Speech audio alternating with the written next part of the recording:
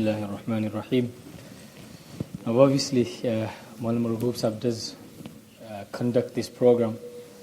However, he's in Umrah this week, but he didn't want this program to kind of finish. So he said, keep it going. But obviously there's a difference between myself and Maulana Marghoob Sahib. So what was decided was that some parts of this book will just be read, inshallah. It's obviously in Urdu, so if someone could kindly translate at the back, please. So this book is Mawaiz Hasana by Hazrat Maulana Salim Dora Sahib from Leicester. Now this is a collection of Maulana Sahib's bayans, which are then written in Urdu and published as a book. So he said that today just talk about or just read the chapter which is titled Allah Subhanahu wa Ta'ala ki Muhabbat ka Asan Nuskha. So this will be inshallah read in Urdu. If someone could kindly translate in English at the back if anyone is available. Jazakallah. Bismillahir Rahmanir Rahim. So the plan again is just to read a bit instead of Maulana's bayan, and then a bit of zikr at the end, 5-10 minutes, and then everyone is free to leave inshallah. Bismillahir Rahmanir Rahim. Allah Subhanahu wa Ta'ala ke ihsanat बेशुमार है. Allah Subhanahu wa Ta'ala के हम पर बेशुमार ihsanat है. अगर हम अपनी पूरी ज़िंदगी उन ihsanat को समझने और गिनने में सर्फ कर दे तब भी हम उनको शुमार नहीं कर सकेंगे. Allah Subhanahu wa Ta'ala इरशाद फरमाते हैं وَإِن تَعُدُّوا نِعْمَةَ اللَّهِ لَا تُحْصُوهَا. और अगर तुम अल्लाह Subhanahu wa Ta'ala की निअमतों को शुमार करो तो तुम उन्हें शुमार नहीं कर सकते. अल्लाह Subhanahu wa Ta'ala के एहसानात बेशुमार भी है और गैर मुतनाही भी है, यानी एवरलास्टिंग. वो इस कदर है कि सब इंसान मिलकर उनको शुमार करना चाहिए तो थक कर आजिज़ हो जाएं. आँख, कान, ज़ुबान, रिज़्क़, औलाद वग़ैरह बहुत सारे एहसानात तो वो है जिनके एहसान होने का हमें एहसास भी है, ये भी बेशुमार है. मगर वो एहसानात जिनका हम सरसरी गौर व फ़िक्र से इदराक नहीं कर सकते वो इनसे बहुत ज़्यादा है. अल्लाह सुब्हानहू व तआला के ऐसे ऐसे एहसानात हम पर है कि ज़िंदगी गुजर जाती है मगर उनके एहसान होने का हमें एहसास तक नहीं होता. एक बुज़ुर्ग को पैराना साली में पेशाब की तकलीफ़ शुरू हुई. एक साहिब उनकी इयादत के लिए आए और पूछा कि हज़रत आपकी तबीयत कैसी है? फरमाया कि गुनाह की सज़ा. अल्लाह सुब्हानहू व तआला के दोस्तों की बात ही अजीब है. वो हर बात पर अपना मुहासबा करते हैं और अपने कसूर को तलाश करने और उसकी इस्लाह की फ़िक्र में रहते हैं. और हमारा हाल ये है कि रात दिन गुनाह करते हैं, उसमें कोई कमी नहीं करते, मगर जब किसी आजमाइश में मुब्तला होते हैं तो बजाय अपना मुहासबा करके गुनाहों से तौबा करने के हमारी नज़र अपनी टूटी फूटी चंद नेकियों की तरफ जाती है. हमारी ज़ुबानों से अजीब अजीब बातें निकल जाती हैं. मिसाल के तौर पर हम कहते हैं कि मैं नमाज़ पढ़ता हूँ, रोज़े रखता हूँ, कुरान की तिलावत करता हूँ, फिर भी अल्लाह सुब्हानहू व तआला ने मेरे साथ ऐसा मामला किया. नऊज़ु बिल्लाहि मिन ज़ालिक. बुज़ुर्गों का हाल उसके बिल्कुल बरअक्स होता है. नेकियों की कसरत के बावजूद उनके पेश नज़र उनके अयूब रहते हैं. वो तवाज़ु व इंकिसारी के पेकर होते हैं. एक और बुज़ुर्ग का किस्सा सुनिए. हज़रत अबू उस्मान हियरी रहमतुल्लाह अलैह एक दिन कहीं जा रहे थे. किसी ने अपने घर की ऊपर की मंजिल की खिड़की से गंदगी डाली. ये आदाबुल मुआशरत के ख़िलाफ़ है, नबवी तालीमात के भी ख़िलाफ़ है, इसलिए कि उससे दूसरों को तकलीफ़ होती है और किसी को तकलीफ़ पहुंचाना जायज़ नहीं है. बाज़ नादान आ हज़रत सल्लल्लाहु अलैहि वसल्लम की तालीम से नावाकिफ़ होने की वजह से इस किस्म की गलतियाँ करते रहते हैं. हज़रत वहाँ से गुज़र रहे थे और वो गंदगी आप पर गिरी. हज़रत फ़ौरन सजदा में गिर गए और अल्लाह सुब्हानहू व तआला का शुक्र अदा किया और गंदगी फेंकने वालों से कुछ नहीं कहा. किसी ने कहा कि आप उन्हें तनबीह नहीं करते. आपने अजीब जुमला इरशाद फरमाया. So this bayan which took place in Ramzan. So in some parts Maulana kind of like says his own thing. So this is Maulana talking. मेरे अजीज़ों, रमज़ान के इस मुबारक महीने में लजाजत के साथ अल्लाह सुब्हानहू व तआला से दरख्वास्त करो कि अल्लाह हमारी बातनी हालत भी ऐसी बना दे. फरमाया. So now the story again. फरमाया. So the बुजुर्ग said, फरमाया कि अल्लाह सुब्हानहू व तआला का लुत्फ़ करम हुआ कि उसी पर बस किया, वरना हक़ तो ये था कि आसमान से मुझ पर आग बरसती. अपने ज़माने के अजीम वली होने के बावजूद अपने कसूर की तरफ तवज्जुह की. मेरे अजीज़ों, जो अपनी नज़र में छोटा होता है वही अल्लाह सुब्हानहू व तआला की नज़र में बड़ा होता है. جس شخص کو آخرت کی صحیح فکر پیدا ہو جاتی ہے وہ ہمیشہ اپنی زندگی پر نظر رکھتا ہے کہ میری زندگی میں کوئی ایسا نقص تو نہیں، ایسی کوئی کمی تو نہیں جس کی وجہ سے موت کے وقت یا قبر میں یا آخرت میں پکڑ ہو جائے۔ اور جو لوگ آخرت کی فکر سے غافل ہوتے ہیں ان کا رات دن مشغلہ یہی ہوتا ہے کہ وہ دوسروں کے عیوب کو دیکھتے رہتے ہیں کہ فلاں ایسا ہے اور فلاں ویسا، فلاں میں یہ عیب ہے اور فلاں میں یہ خرابی۔ جو اپنے عیوب سے غافل اور بے خبر ہوتا ہے اسے دوسروں کے عیوب دیکھنے سے کہاں فرصت ملتی ہے۔ جس بندہ خدا پر اللہ سبحانہ وتعالیٰ کا فضل ہوتا ہے اور اس سے اپنے عیوب کی فکر نصیب ہو جاتی ہے وہ ادھر ادھر دوسروں کے عیوب کی تلاش میں نہیں رہے گا، اس لیے کہ اسے یہ احساس نصیب ہوگا کہ اس روئے زمین پر مجھ سے برا کوئی نہیں ہے۔ ہسپتال میں مریض اپنے اوقات اس فکر میں نہیں گزارتا کہ دوسرے مریضوں کو کیا تکلیف ہے، وہ ہر وقت اپنی بیماری کی فکر میں رہتا ہے۔ اسے اپنی چھوٹی تکلیف کی جتنی فکر ہوتی ہے اتنی دوسری کی بڑی تکلیف کی بھی نہیں ہوتی۔ حضرت مفتی محمد تقی عثمانی صاحب دامت برکاتہم نے اپنی ایک رشتہ دار خاتون کا قصہ بیان کیا ہے کہ ان کو پیٹ میں تکلیف ہو گئی جس کی وجہ سے بے چین ہو گئی۔ حضرت مفتی صاحب نے انہیں ڈاکٹر کے پاس ایک ہسپتال لے گئے۔ لفٹ کے ذریعے جب اوپر جانے لگے تو وہاں ایک اور خاتون ویل چیئر کے اوپر بیٹھی تھی۔ اس بیچاری کی کھال جلی ہوئی تھی اور تکلیف میں تھی۔ مفتی صاحب فرماتے ہیں کہ میرے دل میں یہ خیال آیا کہ میں اپنی عزیزہ خاتون سے کہوں کہ یہ تم سے زیادہ تکلیف کے اندر مبتلا ہے تاکہ ان کو اپنی بیماری کا احساس کم ہو جائے۔ چنانچہ میں نے ان سے کہا کہ دیکھو یہ خاتون کتنی مصیبت میں ہے اور کتنی سخت تکلیف میں مبتلا ہے۔ میرے عزیزہ نے اس پر ایک نظر ڈالی اور کہا کہ ہاں یہ تکلیف میں مبتلا تو ہے لیکن اس کے پیٹ میں درد تو نہیں ہو رہا ہے۔ تو میرے عزیزوں مریض کو اس کی بیماری کے علاج کی فکر دوسروں کی بیماریوں سے بے پرواہ کر دیتی ہے، وہ ہر لمحہ اپنی شفا کی فکر میں رہتا ہے۔ ٹھیک اسی طرح اگر ہمیں بھی آخرت کے انجام کی فکر پیدا ہو جاتی ہے اور ہماری اپنی بیماریاں حسد، کینہ، بغض، بخل، غیبت، شہوت پرستی، حب جاہ، حب مال اور ان کے انجام کا احساس ہو جاتا ہو تو ہم بڑے سے بڑے گنہگار کی طرف بھی نظر اٹھا کر نہ دیکھتے۔ میرے بھائیو ہمیں ایک بات سمجھ لینی چاہیے کہ جو دوسروں کے عیوب سے آنکھیں بند کر کے اپنے عیوب پر نظر رکھتا ہے وہ دنیا اور آخرت دونوں میں کامیاب ہوگا، اور جو اپنے عیوب سے غافل رہ کر دوسروں کے عیوب کو ٹٹولتا رہتا ہے وہ دنیا اور آخرت دونوں میں ناکام اور ذلیل ہوگا۔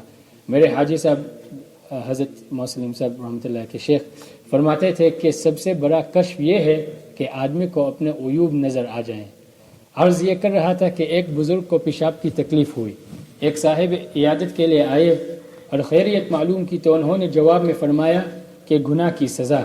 عیادت کرنے والے نے کہا کہ آپ تو اللہ والے ہیں، اگر آپ سے کوئی لغزش بھی ہو جاتی ہوگی تو فوراً توبہ کر لیتے ہوں گے، گناہ کی سزا کا کیا مطلب؟ بزرگ نے فرمایا کہ ناشکری کا گناہ۔ اللہ سبحانہ وتعالیٰ کی ہر نعمت کا شکر ادا کرنا واجب اور فرض ہے اور مجھ سے اس حکم میں کوتاہی ہوئی ہے۔ عیادت کرنے والے نے کہا کہ حضرت آپ اور ناشکری، آپ کی خدمت میں آ کر تو بڑے بڑے ناشکرے شکر کرنے کا سلیقہ سیکھتے ہیں۔ حضرت نے فرمایا کہ سال ہر سال تک بغیر کسی تکلیف کے پیشاب ہوتا رہا، لیکن کسی دن یہ خیال نہیں آیا کہ یہ بھی اللہ سبحانہ وتعالیٰ کی ایک نعمت ہے۔ جب نعمت ہونے کا خیال ہی نہیں آیا تو شکر کیسے کرتا؟ ظاہر ہے کہ اس نعمت کی ناشکری ہوئی اور یہ بیماری اسی ناشکری کی سزا ہے۔ میرے عزیزو، جس طرح پیاس بجھانے کے لیے چند گوند پانی کا مل جانا بہت بڑی نعمت ہے، اسی طرح پیشاب کی شکل میں نقصان پہنچانے والے حصے کا جسم سے نکل جانا بھی بہت بڑی نعمت ہے۔ ایک بزرگ کا واقعہ ہے کہ ایک دن وہ خلیفہ ہارون رشید کے پاس گئے۔ ہارون رشید نے پانی مانگا۔ جب پانی لایا گیا تو بزرگ نے فرمایا کہ اگر آپ کو پانی نہ ملے اور پیاس سے آپ کی حالت بری ہو رہی ہو اور اس وقت ایک شخص آپ کو ایک گلاس پانی آپ کی آدھی سلطنت کے عوض میں دینا چاہیے تو آپ کیا کریں گے؟ ہارون رشید نے کہا کہ خرید لوں گا۔ بزرگ نے کہا کہ آپ نے پانی پی لیا، تھوڑی دیر کے بعد معلوم ہوا کہ پیشاب نہیں ہو رہا ہے اور ہر کوشش ناکام ہے۔ ایسے وقت میں کوئی حکیم یا ڈاکٹر یہ کہے کہ میرے پاس اس کا مجرب علاج ہے مگر اس کی قیمت آدھی سلطنت یعنی the second half of the kingdom، آپ اس وقت کیا کریں گے؟ ہارون رشید نے کہا کہ میں باقی آدھی بھی دے دوں گا۔ بزرگ نے کہا کہ یہ ہے قیمت آپ کی سلطنت کی، ایک گلاس پانی جسم میں داخل کرنا اور اس سے باہر نکالنا، بس یہ ایسی چیز نہیں ہے کہ اس پر تنافس یا فخر کیا جائے۔ عرض کرنے کا منشا یہ ہے کہ اللہ سبحانہ وتعالیٰ کے احسانات بے شمار ہے۔ وَإِن تَعُدُّوا نِعْمَتَ اللَّهِ لَا تُحْصُوهَا، اللہ سبحانہ وتعالیٰ نے ہمیں انسان بنایا، حیوان نہیں بنایا۔ انسان بھی بنایا تو پاگل اور بیوقوف نہیں بلکہ عقل مند، اپاہج نہیں بلکہ صحیح سالم، اندھا نہیں بلکہ بینا، ایمان سے محروم نہیں بلکہ مسلمان۔ یہی ایک نعمت کتنی بڑی ہے۔ پھر مسلمان بھی بنایا تو سید المرسلین صلی اللہ علیہ وسلم کی امت کا، جو کہ سب سے بہتر امت ہے، کنتم خیر امت اخرجت للناس، تم لوگ بہترین امت ہو جو لوگوں کے نفع کے لیے ظاہر کی گئی۔ آپ صلی اللہ علیہ وسلم کی امت کو خیر امت کا لقب ملا، اس لیے آپ صلی اللہ علیہ وسلم سب سے اعلیٰ، ارفع اور افضل ہیں۔ اسی فضیلت کی وجہ سے آپ صلی اللہ علیہ وسلم کی امت کو تمام امتوں سے پہلے جنت میں داخلہ ملے گا۔ آپ صلی اللہ علیہ وسلم کا ارشاد ہے، ان الجنت حرمت علی الانبیاء کلہم حتی ادخلها وحرمت علی الامم حتی تدخلها امتی۔ جنت اس وقت تک تمام انبیاء پر حرام ہے جب تک میں داخل نہ ہو جاؤں، اور جنت تمام امتوں پر حرام ہے جب تک میری امت داخل نہ ہو جائے۔ میرے بھائیو، اللہ سبحانہ و تعالیٰ کے احسانات کو ہمیں سوچتے رہنا چاہیے اور ان پر شکر بجا لانا چاہیے۔ اللہ سبحانہ و تعالیٰ کے احسانات تو اتنے ہیں کہ ہمیں شکر میں ڈوب جانا چاہیے۔ میرے حاجی صاحب اگین حضرت مسلم صاحب کے شیخ رحمۃ اللہ نے مجھے ایک خط میں تحریر فرمایا تھا کہ شکر میں ڈوب جانا چاہیے۔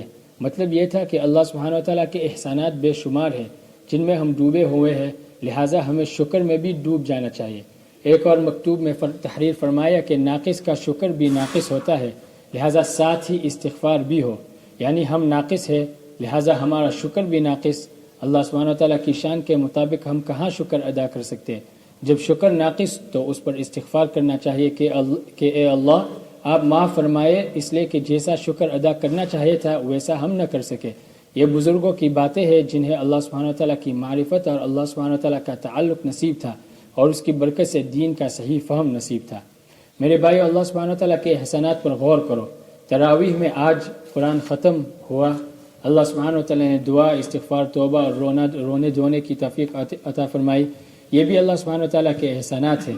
اب ظاہر ہے کہ جو شخص ندامت و پشیمانی اور آئندہ گناہ نہ کرنے کے عزم کے ساتھ اللہ سبحانہ و تعالیٰ کی بارگاہ میں ہاتھ اٹھا کر عاجزی کرتا ہے کہ اللہ میرے گناہوں کو معاف کر دے، تو اللہ سبحانہ و تعالیٰ پچھلے سارے گناہوں کو معاف فرما دیتے ہیں۔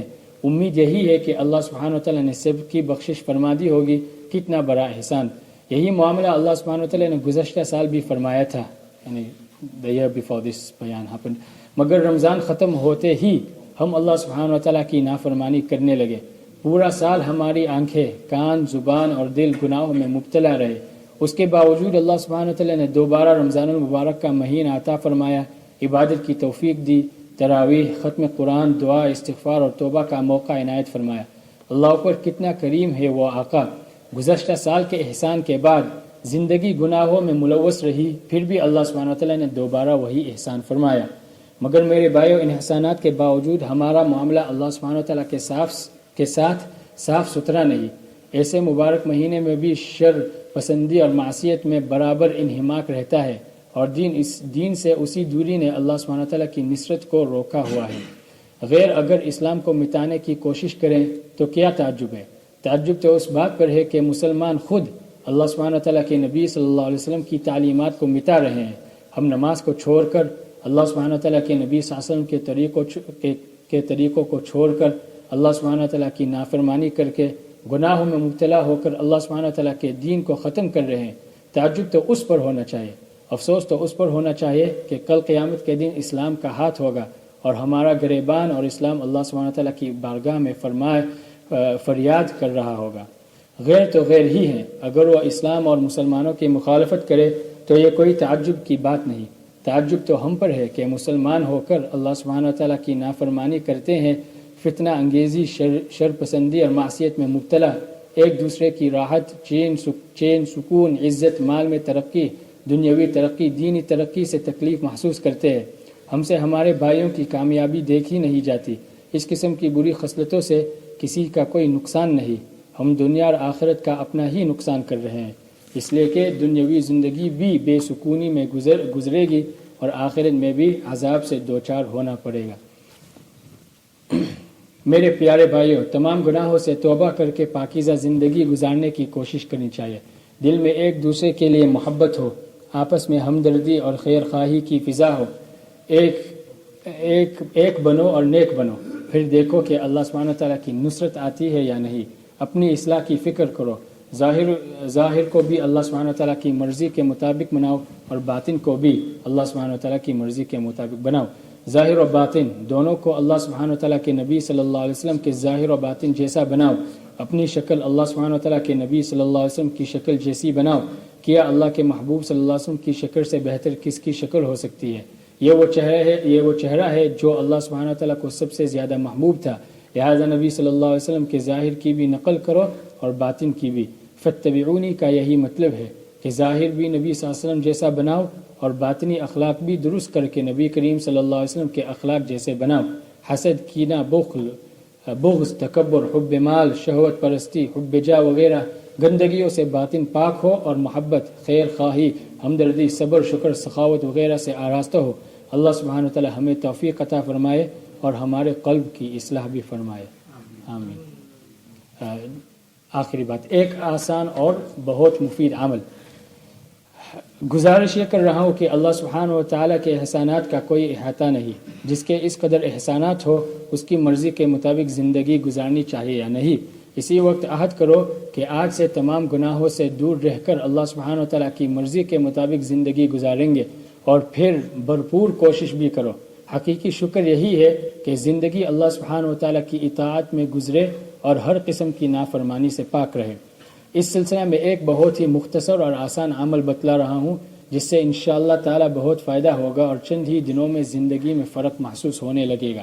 وہ عمل یہ ہے کہ اللہ سبحانہ و تعالیٰ کے احسانات کو سوچنے کی عادت ڈالو۔ یہ عمل مختصر بھی ہے اور آسان بھی۔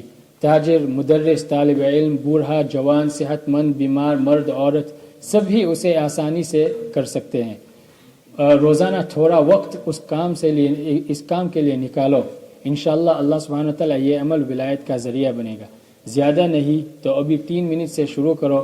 مثال کے طور پر آنکھ کی نعمت کو سوچو اور دل میں کہو کہ اللہ تو نے مجھے آنکھیں دی، اگر تو نہ دیتا تو قرآن کی تلاوت نہ کر سکتا، اولاد کو نہ دیکھ سکتا، والدین کو نہ دے سکتا، پتہ نہیں کتنی ٹھوکریں کھاتا۔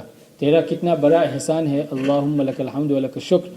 اسی طرح روزانہ اہتمام سے کچھ وقت کے لیے اللہ سبحانہ و تعالیٰ کے مختلف احسانات کو سوچا کرو۔ اس سے آہستہ آہستہ اللہ سبحانہ و تعالیٰ کی محبت پیدا ہوگی اور اس عمل کے اہتمام سے وہ بڑھتی چلی جائے گی، اور دل جب اللہ سبحانہ و تعالیٰ کی محبت سے سرشار ہوگا تو پھر اللہ سبحانہ و تعالیٰ کے کس بھی حکم پر عمل کرنا مشکل نہیں ہوگا۔ تو اللہ سبحانہ و تعالیٰ ہمیں عمل کرنے کی توفیق عطا فرمائے انشاءاللہ۔ We'll do some zikr inshallah and then everyone is free to go inshallah.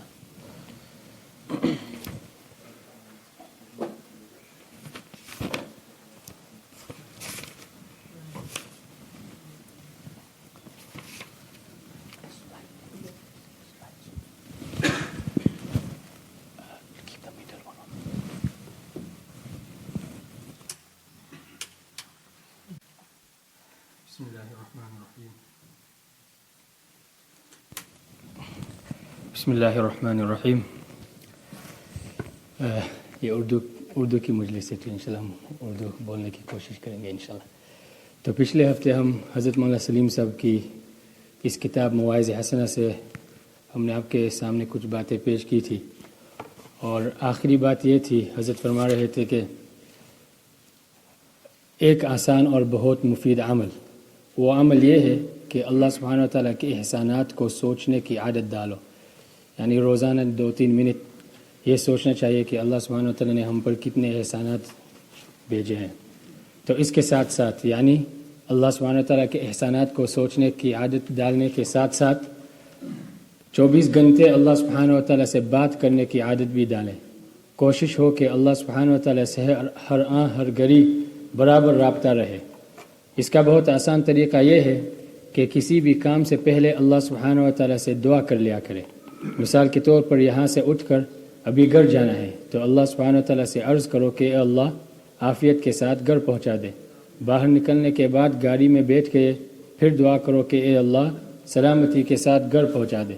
گھر میں داخل ہوتے ہوئے کہو کہ اے اللہ گھر والوں سے اس حال میں ملاقات ہو کہ وہ دینی دنیاوی عافیتوں کے ساتھ ہو۔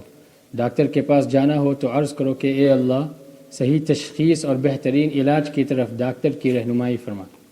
الغرض ہر چھوٹے بڑے کام کو کرنے سے پہلے اللہ سبحانہ وتعالی سے بات کر لیا کرو اور اس کام میں کامیابی کی دعا کر لیا کرو۔ شروع میں مشکل لگے گا، مگر جب یہ عادت بن جائے گی تو 24 گھنٹے اللہ سبحانہ وتعالی کا احتضار رہے گا اور اللہ سبحانہ وتعالی کی یاد رہے گی، اور جب اللہ سبحانہ وتعالی کا احتضار ہر آن اور ہر گھڑی رہے گا تو نافرمانی کیسے ہوگی؟ ان باتوں پر ہمیں عمل کرنا ہے۔ تو حضرت ابھی فرما رہے ہیں اور ہم بھی آپ سے پوچھ لیں گے اور خود کو بھی کہ ہم سب کرنے کے لیے تیار ہیں انشاءاللہ۔ تو حضرت فرمایا میرے بھائیو سب عمل کرو تاکہ رب کریم سے تعلق پیدا ہو، اور اس کے بعد کرتے رہنا ہے تاکہ یہ تعلق باقی رہے اور اس میں اضافہ ہوتا رہے۔ اب گناہوں سے بچنے کی تاکید پر اپنی بات کو ختم کرتا ہوں۔ میرے عزیزو، اللہ سبحانہ وتعالی کی نافرمانی سے اپنے آپ کو بچاؤ، گناہوں سے مکمل اجتناب کرو۔ یہ بات میں بار بار کہتا ہوں کہ اللہ سبحانہ وتعالی کی نافرمانی سے مکمل اجتناب کرو، گناہوں سے ہر حال میں بچو۔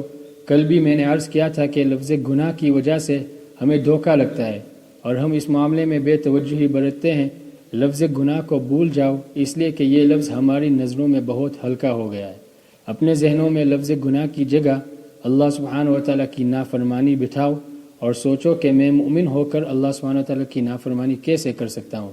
اللہ اکبر، اللہ سبحانہ وتعالی کی نافرمانی معاذ اللہ، یہ کیسے ممکن ہے؟ جس کریم ذات نے مجھے عدم سے وجود بخشا، جس نے آنکھیں دی، کان دیے، زبان دی، دل دیا، دماغ دیا، سانس لینے کے لیے ہوا دی، اس کی نافرمانی؟ ہائے افسوس، جس نے مجھے سب کچھ دیا اس کی نافرمانی کیسے ہو سکتی ہے؟ میرے بھائیو، پچھلے گناہوں سے توبہ کر لو اور آئندہ کے لیے پختہ ارادہ کرو کہ اب کوئی گناہ نہیں کریں گے۔ جان چلی جائے گی مگر گناہ نہیں کریں گے۔ ہاں، یہ عزم کرو۔ اس عزم کے بعد اگر نادانی سے گناہ ہو جائے تو فوراً توبہ کر لے۔ مثال کے طور پر اس وقت پکا ارادہ کر لیا کہ آئندہ کبھی بھی گناہ نہیں کریں گے۔ الحمدللہ اب گناہوں سے مکمل پرہیز شروع ہو گیا، مگر ایک دن کسی کے یہاں چلے گئے، ماحول سے متاثر ہو کر نفس نے غلبہ کیا اور مغلوب ہو گئے اور نافرمانی سرزد ہو گئی۔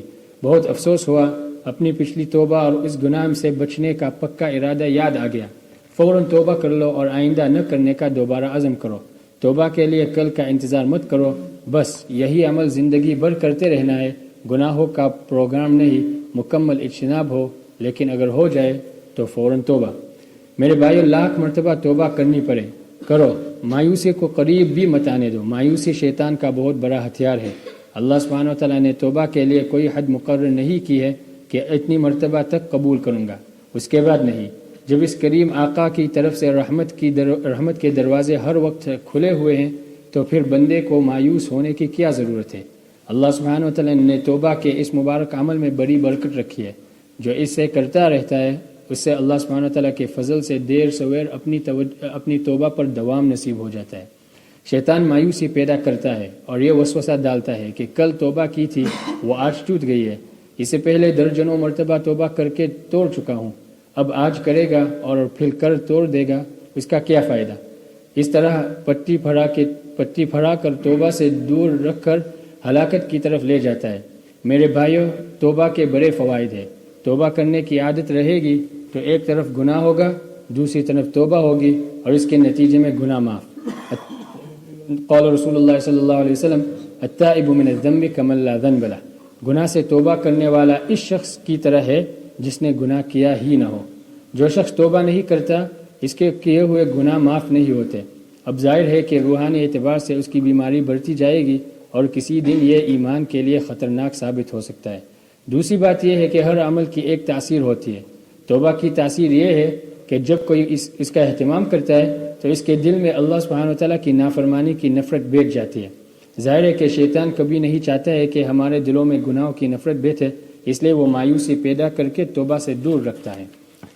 میں اپنے نوجوان دوستوں سے کہا کرتا ہوں کہ ہمیں گناہوں میں مبتلا کرنے کے لیے شیطان کو بھی محنت کرنی پڑتی ہے۔ وہ انتھک محنت کر کے ہزاروں گناہ کرواتا ہے، کبھی کبھی 50 سال اور 7 سال تک وہ محنت کرتا ہے اور نافرمانی میں مبتلا رکھتا ہے، اور اس کے بعد اللہ سبحانہ وتعالی کی رحمت بندے کی طرف متوجہ ہوتی ہے، وہ صدق کے دل سے توبہ کرتا ہے اور اس کے پچھلے سارے گناہ معاف ہو جاتے ہیں۔ اللہ سبحانہ وتعالی کی کائنات میں جب سے انسان کا وجود ہوا ہے، کروڑوں بندے ایسے ہیں جنہوں نے چند سیکنڈوں میں سچی پکی توبہ کر کے شیطان کی ساری محنت کو زائد کر دیا ہے، مگر اس کے باوجود شیطان کبھی مایوس نہیں ہوا۔ وہ برابر اپنی محنت میں لگا ہوا ہے، اسے پتہ ہے کہ میری سالہ سال کی محنت کے بعد اگر یہ شخص توبہ کر لے گا تو اللہ سبحانہ و تعالیٰ کی رحمت اس کی طرف فوراً متوجہ ہو جائے گی اور میری ساری محنت رائے گار جائے گی، مگر اس کے باوجود وہ ہمت نہیں ہارتا، مایوس نہیں ہوتا۔ میرے بھائیو، جب شیطان سب کچھ کھونے کے احتمال کے باوجود بلکہ بار بار کے تجربے کے باوجود بھی مایوس نہیں ہوتا تو توبہ کرنے کے ہمیں تو سب کچھ پانا ہے، ہم کیوں مایوس ہوں؟ عرض یہ کر رہا تھا کہ تمام گناہوں سے ہمیں بچنا ہے۔ اسی وقت طے کر لو کہ اب کے بعد اللہ سبحانہ و تعالیٰ کی نافرمانی بالکل نہیں ہوگی، اور اگر ہو گئی تو فوراً توبہ کر لیں گے۔ میرے بھائیو، ہم گناہ بالکل نہ کریں۔ اگر گناہ کرنے کا داعیہ پیدا ہو تو یہ سوچے کہ اللہ سبحانہ و تعالیٰ کی سخت سزا اللہ سبحانہ و تعالیٰ سخت سزا دینے والا ہے۔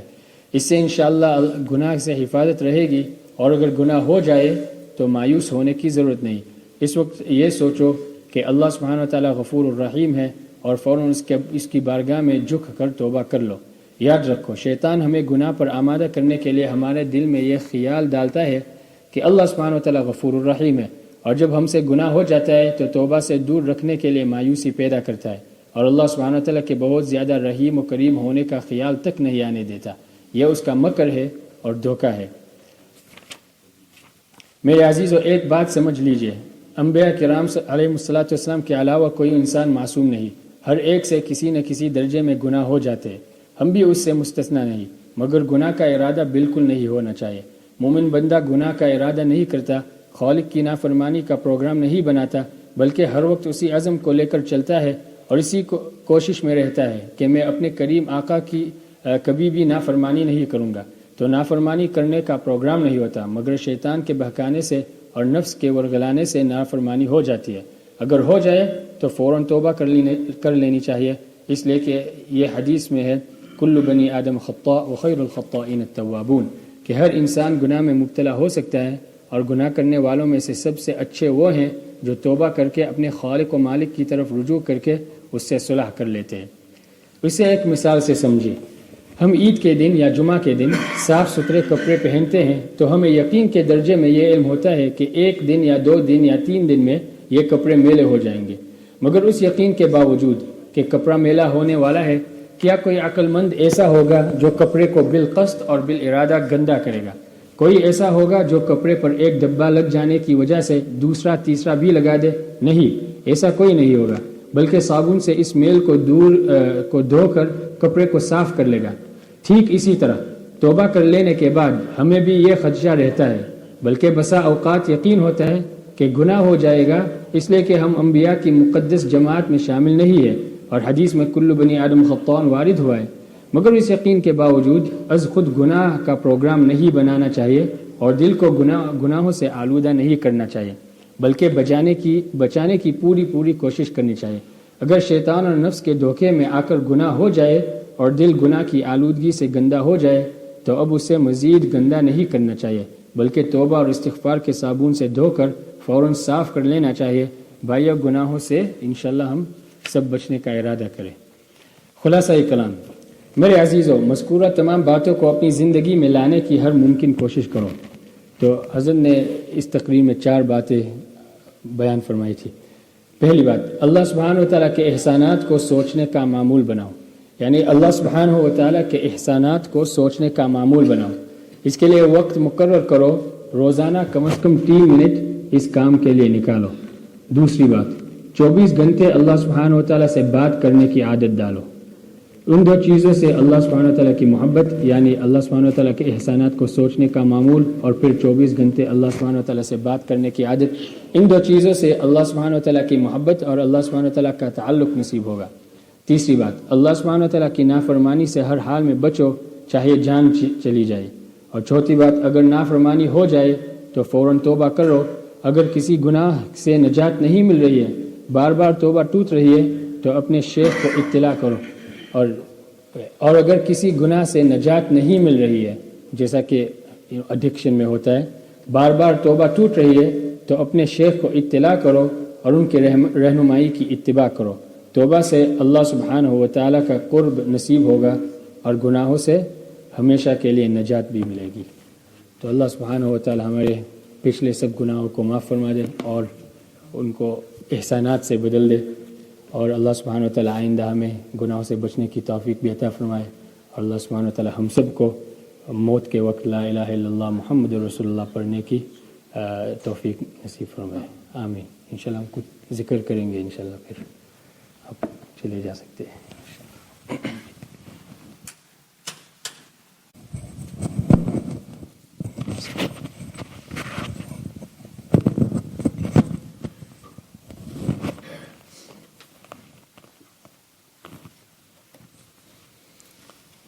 بسم اللہ الرحمن الرحیم۔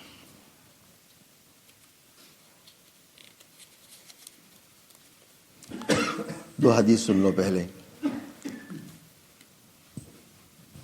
حضرت ابو ہریرہ اور حضرت ابو سعید رضی اللہ عنہما دونوں حضرات اس بات کی گواہی دیتے ہیں کہ ہم نے حضور اکرم صلی اللہ علیہ وسلم سے سنا، آپ ارشاد فرماتے تھے، جو جماعت اللہ تعالیٰ کے ذکر میں مشغول ہو، فرشتے اس جماعت کو سب طرف سے گھیر لیتے ہیں۔ بہت مشہور ہم سنتے ہیں، یہ حدیث خاص ذکر کے لیے ہے، بعد میں علم کے فضائل، دعوت کے فضائل سب میں شامل ہو سکتی ہے، اصل ہے ذکر کے لیے۔ اصل ہم نے اصل کو چھوڑ دیا، فروع کو لے لیا، اصل حدیث ذکر کے لیے ہے۔ فرشتے اس جماعت کو سب طرف سے گھیر لیتے ہیں اور رحمت ان کو ڈھانپ لیتی ہے اور سکینہ ان پر نازل ہوتی ہے، اور اللہ جل شانہ ان کا تذکرہ اپنی مجلس میں فخر کے طور پر فرماتے ہیں۔ ہم نے ذکر کیا نا مجلس میں، انشاءاللہ ہمیں اس پر یقین رکھنا چاہیے کہ اللہ تعالیٰ نے اس حدیث کا ہمیں مصداق بنا دیا انشاءاللہ۔ اللہ تعالیٰ قیامت کے دن بھی ہمیں اس کا جو اجر دیں گے۔ میں دو حدیث صرف ہمیشہ پڑھوں گا تھوڑا، تاکہ لوگوں کے دلوں میں ایک شبہات ہے کہ مسجد میں ذکر نہیں ہونا چاہیے، مسجد میں اجتماعی ذکر نہیں ہونا چاہیے، مسجد میں ذکر جہری نہیں ہونا چاہیے، یہ سب بدعت ہے، یہ سب لوگوں نے بدعت نکالی ہے، ایسا نہیں ہے، یہ حدیث سے ثابت ہے۔ آپ صلی اللہ علیہ وسلم اور صحابہ کرام کے ارشادات اس پر گواہ ہیں، قرآن کریم کی آیت اس پر ہے، ایک نہیں کئی۔ ہمارے ہندوستان میں ایک بہت بڑے عالم گزرے ہیں، مفتی اسماعیل بھڑکودرا رحمۃ اللہ علیہ، یہاں دارالعلوم کتنالیہ میں وہ مفتی تھے، جمبو سر میں شیخ الحدیث بھی رہے۔ ان کا ایک بہت جامع فتویٰ ہے اجتماعی ذکر جہری پر، بہت جامع۔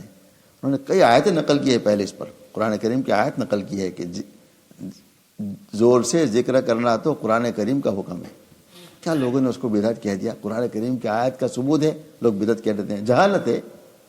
اور میں وہ سناؤں گا انشاءاللہ، فتویٰ میرے پاس ہے، میں سناؤں گا تھوڑا تھوڑا کر کے کسی وقت۔ ایک اور حدیث سن لو۔ ایک صحابی رضی اللہ تعالیٰ عنہ حضرت عبداللہ البجادین رضی اللہ عنہ مسجد میں بلند آواز سے ذکر کرتے تھے، مسجد میں زور سے ذکر کرتے تھے۔ ایک مرتبہ آپ کا گزر مسجد سے ہوا، آپ صلی اللہ علیہ وسلم کے ساتھ ابن الادرا تھے۔ انہوں نے عرض کیا، یا اللہ کے رسول صلی اللہ علیہ وسلم، یہ شخص ریاکار ہو سکتا ہے، مسجد میں زور سے ذکر کرتے ہیں نا، یہ ریاکار ہوں گے، چپ کے ذکر کرنا چاہیے۔ تو آپ نے ارشاد فرمایا صلی اللہ علیہ وسلم، معاذ اللہ، اللہ کی پناہ، یہ تو عبداللہ دل بجادین ہے، یہ تو اواہ ہے، اواہ۔ اواہ کے معنی ہے گڑ گڑانے والا، اللہ کے سامنے رونے والے، اللہ کے سامنے عاجزی کرنے والے۔ تم نے کیسے کہتا ریاکار ہے؟ ایک مرتبہ ایک شخص نے کہا، کاش یہ شخص اپنی آواز پست کرے، یعنی ذکر میں آواز زور سے نہ کرے، پست کرے، آہستہ۔ تو آپ صلی اللہ علیہ وسلم نے فرمایا، یہ تو اواہ ہے۔ جب ان کا انتقال ہوا تو کچھ لوگوں نے قبرستان میں چراغ روشن دیکھے، دفنا رہے تھے، قبرستان نظر آئی کہ وہاں چراغ جل رہے ہیں، روشنی ہے، ہماری طرح لائٹ تو تھی نہیں، رات کو لوگ دفن کرنا روشنی جلا دیتے تھے۔ جب وہاں جا دیکھا تو آپ صلی اللہ علیہ وسلم قبر میں اترے ہوئے ہیں، آپ صلی اللہ علیہ وسلم خود قبر میں اترے ہوئے ہیں اور فرما رہے ہیں، لاؤ اپنے ساتھی کو مجھے پکڑا دو۔ کیا بانصیب صحابی ہے کہ جن کو دفنانے کے لیے سارے انبیاء کے سردار صلی اللہ علیہ وسلم خود قبر میں اترے ہیں، اپنے ہاتھ سے ان کو دفن فرما رہے ہیں کہ لاؤ مجھے پکڑاؤ اور نرمی کرو، آہستہ سے مجھے پکڑانا۔ اللہ تعالیٰ نے بھی ان پر نرمی کا معاملہ فرمایا ہے۔ ابھی دفنایا بھی نہیں ہے، ابھی تو قبر کی منزل آنے والی ہے، حضور گواہی دے رہے صلی اللہ علیہ وسلم، نرمی کرو، اللہ نے بھی ان کے ساتھ نرمی کا معاملہ فرمایا ہے۔ جب قبر کھودی گئی تو آپ صلی اللہ علیہ وسلم نے فرمایا وسعت رکھو، اللہ نے وسعت فرمائی، یعنی قبروں کو اللہ نے وسیع کر دیا ان کے لیے. قبر تنگ ہو جاتی ہے، یوں حدیث میں ہے، بعضوں کو ایسے بھیجتی ہے، اعوذ باللہ، اللہ ہماری حفاظت فرما دے. اللہ کسی کے قبروں کو وسیع فرما دیتے ہیں. تو آپ نے گواہی دی ان صحابی کے اللہ نے قبروں کو وسیع فرما دیا. تو بعض حضرات نے عرض کیا کہ اللہ کے نبی صلی اللہ علیہ وسلم آپ کو غم ہوا ان کی وفات سے؟ تو فرمایا ہاں، اس لیے کہ وہ اللہ اس کے رسول صلی اللہ علیہ وسلم محبت رکھتے تھے. یہ وہ صحابی ہے جن کو اللہ سے، اللہ کے رسول سے بھی محبت تھی صلی اللہ علیہ وسلم. صحابی فرماتے ہیں کہ جب ہم نے نعش کو دیکھا تو وہی صحابی ہے جو مسجد میں زور سے ذکر کرتے تھے. یہ وہی صحابی ہے. مسجد میں زور سے ذکر پڑھنے پر اللہ نے ان کو یہ درجات دیے ہیں. کیسے لوگ تھے، کیسا خاتمہ ہے، کیسی موت ہے قابل رشک، کہ جن کی موت پر اللہ کے نبی صلی اللہ علیہ وسلم قبر میں اتر رہے ہیں، دفنا رہے ہیں، گواہی دے رہے ہیں. اللہ نے نرمی کر دی، اللہ نے وسعت فرما دی. میرے دوستو، ہم سب کو اپنی زندگی ایسی گزارنی ہے کہ ہماری موت صحیح ہو جائے. بس ہماری مجلس کا مقصد یہ ہے، ہماری اصلاح ہو جائے، ہمارا تزکیہ ہو جائے، ہمارے دلوں سے برائی نکل جائے. آج ہم سب دیندار ہیں نا، ہم آدھے دیندار ہیں، آدھے بے دین ہیں. میں اپنے کوئی کہہ رہا ہوں، میں نمازی ہوں الحمدللہ، ماں باپ کی تربیت ہے بچپن سے، لیکن مجھ میں غیبت ہے. تو آدھا مسلمان ہوں، نمازی ہوں، غیبت بھی ساتھ چل رہی ہے. تسبیح بھی پڑھ رہا ہوں، ذکر بھی ہو رہا ہے، تلاوت بھی ہو رہی ہے، آنکھیں زنا بھی کر رہی ہے، کان غلط سن بھی رہے ہیں، دل میں حسد بھی ہے، بغض بھی. تو ہمارا ایمان کیا ہوا؟ ہم کیسے مسلمان ہیں؟ آدھے مسلمان ہیں. ہمیں پورا مسلمان بننا ہے. ایک ایک معاصی، کبائر سے تو مکمل، بڑے گناہ سے تو مکمل اجتناب فرض ہے. چھوٹے گناہ سے ہی بچنے کا اہتمام ہو، بڑے گناہ سے تو بچنا ہی بچنا ہے. چھوٹا ہو تب بھی بچنا ہے. تموتون کما تحیون، کیسی موت آئے گی؟ کیسے زندگی گزارو گے. زندگی اچھی گزری ہے، موت بھی اچھی آئے گی. زندگی بری ہے تو موت بھی بری. ابو زرع بہت بڑے محدث ہے رحمہ اللہ، اتنے بڑے محدث ہے. امام احمد بن حنبل فرماتے ہیں، اپنے زمانے کے فقیہ اور امام، کہ ابو زرع کو 6 لاکھ احادیث ازبر تھی، یاد تھی. 6 لاکھ احادیث. کیسی زندگی میں کیا کیا ہوگا؟ صرف احادیث ہو کیا، کیسی برکت ہے زندگی میں ان کے. جب موت کا وقت قریب آیا نا، سوئے ہوئے ہیں بالکل، بس چند لمحات میں ان کا روح قبضہ ہونی ہے. شاگرد بھی موجود ہے، ابو حاتم رازی جیسے محدث وہاں موجود ہے رحمہ اللہ. تو آپس میں کہنے لگے ہم تلقین کریں کلمہ کی، ہے نا، مردے کا قریب وقت ہو تو کلمہ پڑھو تاکہ مردے کو، بیمار کو یاد آ جائے. تو شرم آئی کہ ابو زرع جیسا محدث ہمارے استاد کے سامنے کلمہ پڑھے کہ ہم کو کلمہ نصیب نہیں ہوگا. کہ ایسا کرو، حدیث کا مذاکرہ شروع کر دو، حدیث پڑھنا شروع کر. ان کا کام حدیث تھا نا زندگی بھر. تو ان کے شاگرد ان کے سامنے، وہ تو سوئے ہوئے ہیں، آخری وقت ہے بالکل، حدیث پڑھنا شروع کیا. ابھی حدیث پڑھی نہیں. حدثنا الضحاک، ہم سے حدیث بیان کی حضرت ضحاک نے. وہ فرماتے ہیں ہم سے حدیث بیان کی عبد الحمید بن جعفر بن صادق نے. اتنا کہا چپ ہو گئے، کوئی حدیث بیان نہیں کی. بس صرف 2 راوی کے نام لیے، ضحاک اور حضرت عبد الحمید. 2 نے ہم سے حدیث بیان کی، چپ ہو گئے. ابو زرع سوئے ہوئے تھے نا، بالکل مورت کی حالت میں ہیں، خود پڑھنا شروع کر دیا. حدثنا بندار، ہم نے حدیث بیان کی حضرت بندار نے. فرماتے ہم سے حدیث بیان کی ابو عاصم نے، ہم سے حدیث بیان کی عبد الحمید نے، ہم سے حدیث بیان کی حضرت صالح نے، ہم سے حدیث بیان کی حضرت کثیر بن مرہ نے. 4 راویوں کے نام لیے. کیسا وقت ہے؟ آخر آدمی کو ہوش ہوتا ہے؟ ہوش نہیں ہوتا. 4 راویوں کے نام لیے. فرماتے ہیں کثیر بن مرہ نے فرمایا میں نے حدیث سنی حضرت معاذ بن جبل رضی اللہ عنہ سے حضرت معاذ نے فرمایا رضی اللہ تعالیٰ عنہ، میں نے حدیث سنی حضرت نبی پاک صلی اللہ علیہ وسلم سے کہ ابو ذرا بیان فرما رہے ہیں آخری وقت میں، من کان آخر کلامہ لا الہ الا اللہ، اتنا کہا روح قبض ہو گئی۔ کیسے لوگ تھے؟ پوری حدیث بیان نہیں کی ابھی، حدیث کا آخری جملہ بھی ہے، جس آدمی کا آخری جملہ لا الہ الا اللہ ہو دخل الجنہ، جنت میں داخل ہوگا۔ ابھی یہ جملہ بیان نہیں کیا، یہ اللہ نے کر دیا۔ اتنا حدیث بیان کرتے کرتے بس اتنا کہا، من کان آخر کلامہ لا الہ الا اللہ، رائی فرماتے ہیں اتنا زبان سے جملہ نکلا، ان کی روح پرواز کر گئی۔ کیسے لوگ؟ حضرت مولانا یوسف رحمۃ اللہ علیہ تھے نا، کاندھلوی امیر جماعت، ان کی گھر والی اہلیہ حضرت شیخ کی صاحبزادی ہے رحمۃ اللہ علیہ، بیمار تھی، مغرب کی نماز بیٹھ کے پڑھ رہی ہے بیماری میں، اور بیٹھے بیٹھے سجدہ کیا، روح پرواز کر گئی۔ کیسے لوگ تھے؟ یہ ابھی ہمارے زمانے کی بات ہے، بہت دور کی بات نہیں۔ حضرت شیخ کا آخری وقت آیا نا، زبان سے زور سے تھا، یا کریم یا کریم یا کریم، روح پرواز کر گئی۔ تموتون کما تحیون، جیسے زندگی گزرا ایسی موت آئے گی۔ تو ہمیں اپنی زندگی ایسے گزارنی ہے کہ ہماری موت کا وقت بہت سخت ہے میرے دوستو، بہت سخت۔ اللہ ہم سب کی حفاظت فرمانا، ہم سب کی۔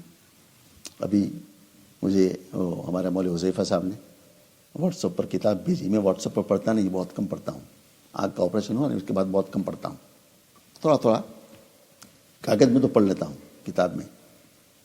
تو حضرت مولانا سلیم دراز صاحب کا ایک رسالہ ہے، رسالہ کیا پوری کتاب ہے، انہوں نے اس میں جمع کیا ہے ہمارے اکابر علماء دیوبند کا خاتمہ کیسا ہوا، آخری وقت ان کا کیسا گزرا۔ قابل رشک موتیں پڑھ کے آدمی حیران ہو جاتا ہے کہ اللہ یہ کیسے لوگ تھے، اسی دنیا میں رہے، ہماری طرح انسان تھے، کھاتے تھے، پیتے تھے، کماتے تھے، پڑھنا پڑھانے کا مشغلہ بھی تھا، جیسی زندگی گزاری ایسی موت آئی قابل رشک۔ کوئی تلاوت کرتے ہوئے جا رہا ہے، کوئی سجدے میں جا رہا ہے، حرم شریف میں طواف کرتے ہوئے جا رہے ہیں، ایسے لوگ طواف کیا حرم شریف میں، بیٹھے بیٹھے انتقال کر گئے۔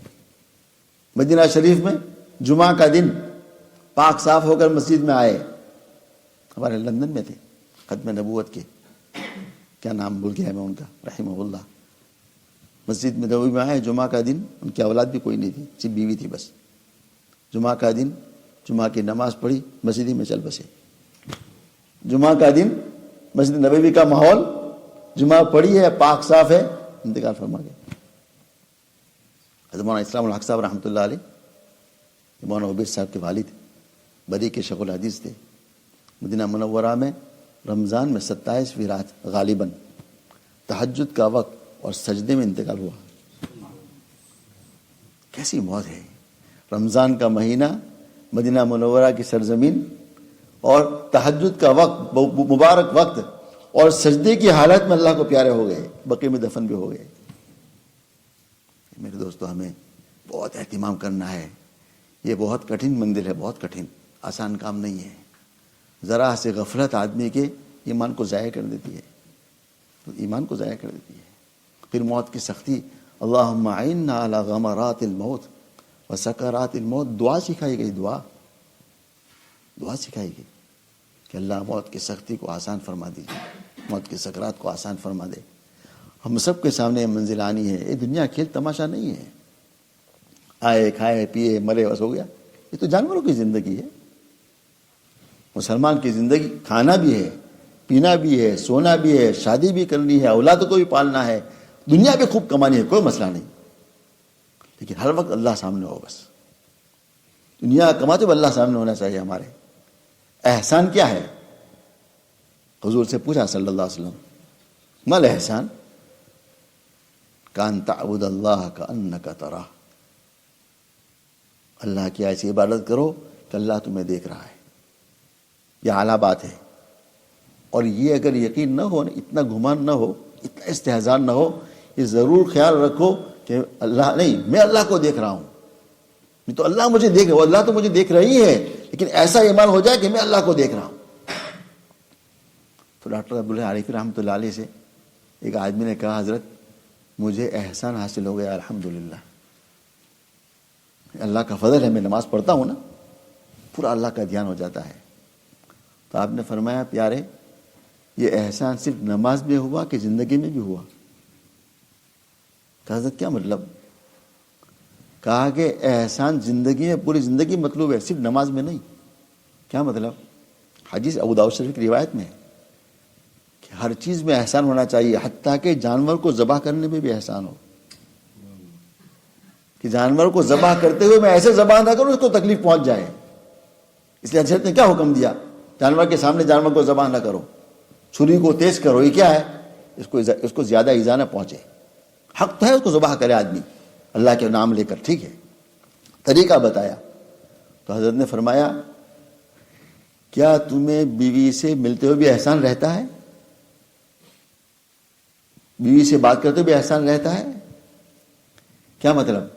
احسان اتنا اللہ کا ہر وقت دھیان ہونا چاہیے، میں بیوی سے معاملات کر رہا ہوں تو اللہ میرے سامنے ہے، مجھے اللہ دیکھ رہا ہے، میں بیوی کو مار رہا ہوں تو اللہ دیکھ رہا ہے نا، بیوی کو گاڑ دیں اللہ دیکھ رہا ہے مجھے۔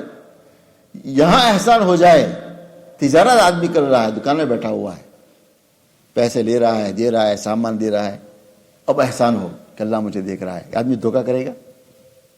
ہمیں اللہ کا احسان نہیں ہے۔ ہر وقت 24 گھنٹے کی زندگی میں ہمارے سامنے کیفیت ہو کہ اللہ پاک مجھے برابر دیکھ رہے ہیں، کوئی اللہ ایک لمحہ مجھ سے غافل نہیں۔ میں غافل ہو سکتا ہوں، اللہ مجھ سے غافل نہیں، میرے ایک ایک اعمال کو فرشتہ لکھ رہا ہے۔ اگر یہ کیفیت حاصل ہو گئی نا تو انسان ایک ایک گناہوں سے بچ جائے گا۔ بلکہ ڈاکٹر عبدالرزاق فرماتے تھے کہ ایسے حالات ہو جائیں گے کہ گناہ کرنا چاہے گا تب بھی کر نہیں سکے گا۔